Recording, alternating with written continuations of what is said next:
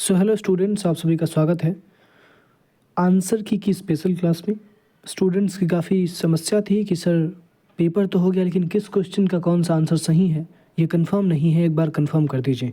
हालांकि हमने live class schedule किया आंसर की के लिए, लेकिन वो लाइव क्लास सक्सेसफुल नहीं हो पाई। लाइव क्लास फ़ोन से नहीं हो पा रही है, कुछ टेक्निकल ग्लिच आ रहा है, इसीलिए आपको एक रिकॉर्डेड क्लास दी जा रही है। ठीक है, और इस रिकॉर्डेड क्लास में आपको कुछ जिम्मेदारियाँ भी दी जाएंगी, उसको भी आपको पूरा करना है। चलिए, तो सबसे पहला क्वेश्चन है, कॉमर्स प्राइमरली इन्वॉल्व्स विच एक्टिविटी, यानी वाणिज्य मुख्य रूप से किस गतिविधि से संबंधित है। तो इसका आंसर होगा ट्रेडिंग, यानी कि व्यापार। कॉमर्स में ट्रेडिंग और एड्स टू ट्रेडिंग आता है, मैंने आपको कई बार बताया है। सेम क्वेश्चन, एग्जैक्टली वही क्वेश्चन आया जो हमने लाइव क्लास में डिस्कस किया था, बस लैंग्वेज थोड़ा सा बदल दिया गया।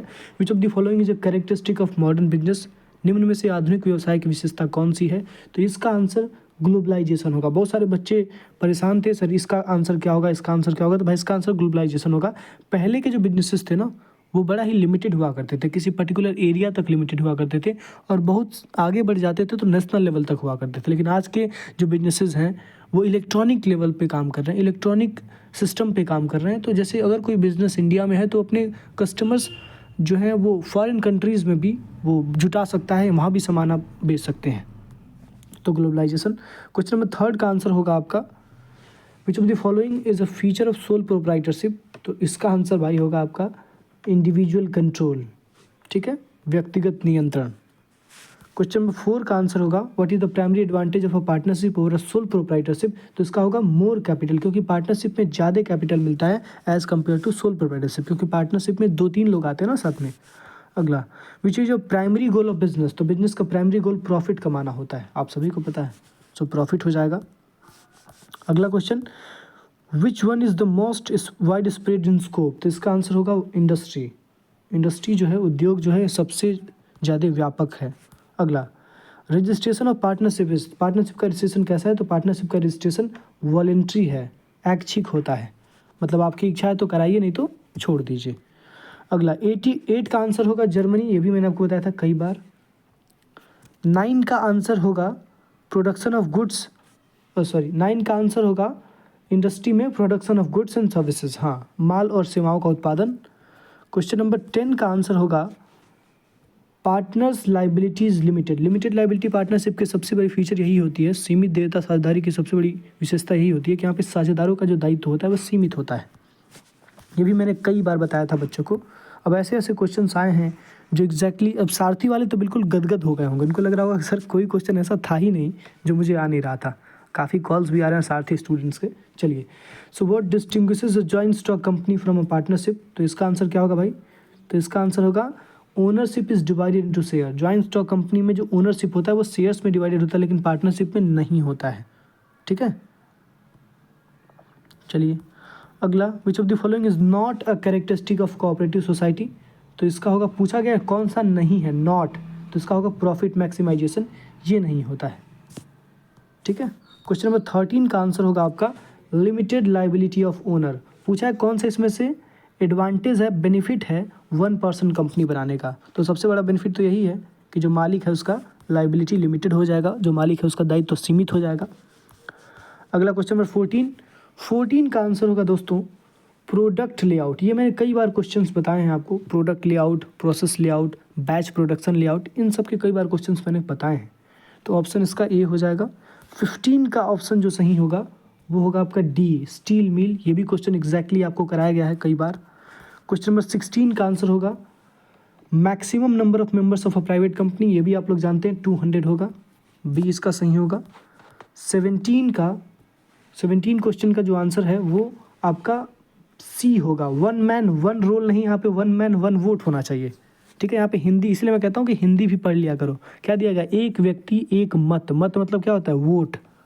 ठीक है, तो ये कोऑपरेटिव सोसाइटी इसका आंसर होगा, सहकारिता इसका आंसर होगा। ठीक है, अब कुछ लोग सोच रहे होंगे सर इसका आंसर तो सोल प्रोप्राइटरशिप होना चाहिए, लेकिन बेटा वहाँ पे वन रोल का मतलब वोट से है, मत से है। ठीक है, 18 ये क्वेश्चन एग्जैक्टली सारथी वाले बच्चों को आ रहा है। और ऑफलाइन वाले बच्चे, क्या बात है उनका भाई, ऑफलाइन वाले तो आज आके कूद रहे थे ऑफलाइन सेंटर पे हमारे, कह रहे थे सर कोई क्वेश्चन गलत नहीं है, क्या गजब पेपर हुआ है।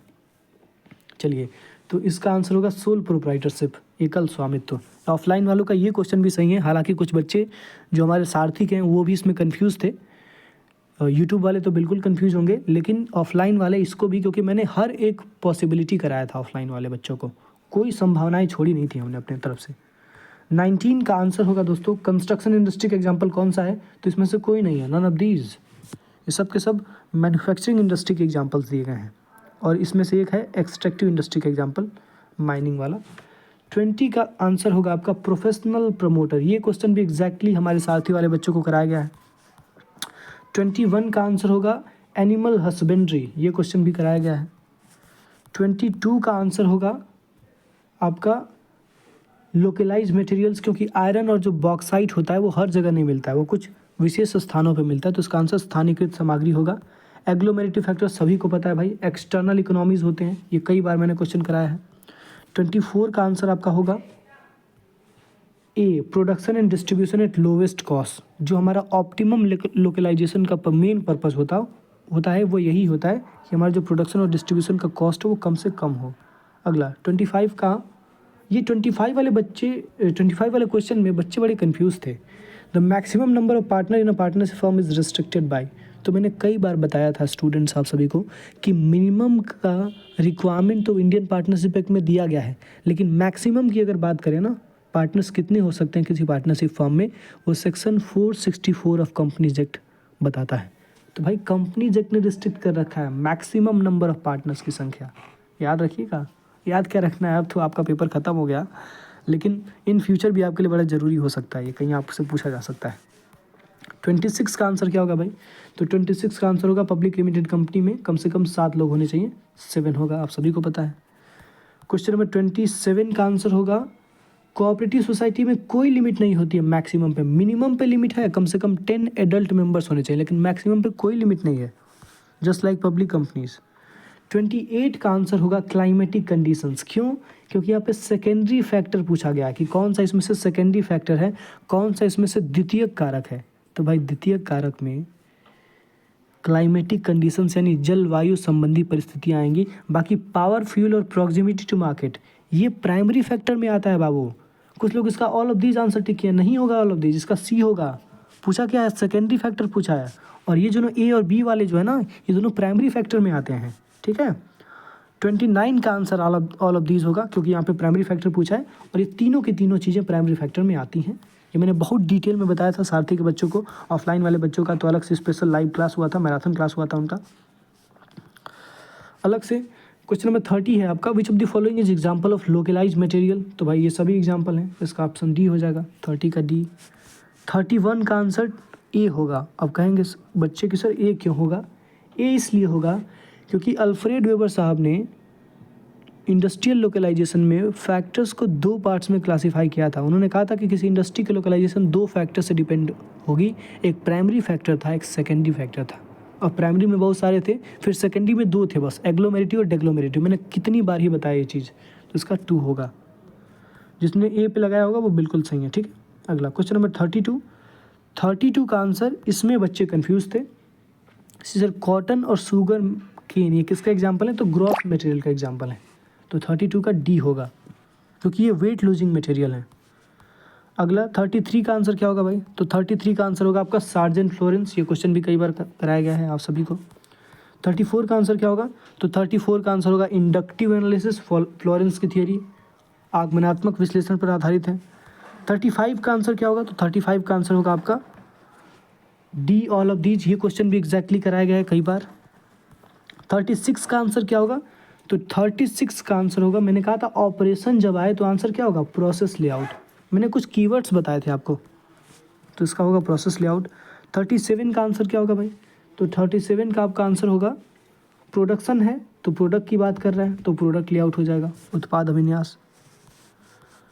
38 का आंसर क्या होगा, तो 38 में बच्चे कंफ्यूज थे। 38 का आंसर, ये एक ऐसा क्वेश्चन है जिसका आंसर केवल और केवल हमारे ऑफलाइन वाले स्टूडेंट्स को आ रहा होगा, एकदम ऑनेस्टी के साथ अगर मैं बताऊं तो, क्योंकि ऑफलाइन वालों को कुछ स्पेशल PDF मैंने प्रिंट करा के दिए थे, उसी में से ये क्वेश्चन फंसा हुआ है, ठीक है। बाकी जो 49 क्वेश्चंस हैं, वो 49 क्वेश्चन इस पर कम से कम 45 से 48 के बीच में तो सारथी वालों के सही होंगे, यूट्यूब वालों के कम से कम 40 सही होंगे, लेकिन ऑफलाइन वाले आज आके बता रहे थे सर सारा सही है, 50 आउट ऑफ 50। तो भाई वो थोड़ा सा जो एक्स्ट्रा PDF मैंने प्रिंट करा के दिए थे उसका कुछ बेनिफिट रहा है। तो इसका आंसर क्या होगा? इसका आंसर मार्शल होगा। बहुत अंदर से क्वेश्चन पूछा है, प्लांट लोकेशन के चैप्टर से क्वेश्चन है ये। अगला है क्वेश्चन नंबर 39। 39 का आंसर क्या होगा भाई? तो 39 का आंसर कई बार मैंने बताया है। इक्विलिब्रियम फॉर्म की अगर बात पूछी जाए तो इसका आंसर पिगऊ होगा, और वहीं ऑप्टिमम फॉर्म की बात पूछी जाए तो रॉबिन्सन होगा। तो अगला क्वेश्चन रॉबिन्सन से भी दे दिया गया है। रॉबिन्सन ने कौन सा कंसेप्ट दिया था? ऑप्टिमम फॉर्म का दिया था, ये भी मैंने आपको बताया था। 41 का आंसर क्या होगा सर?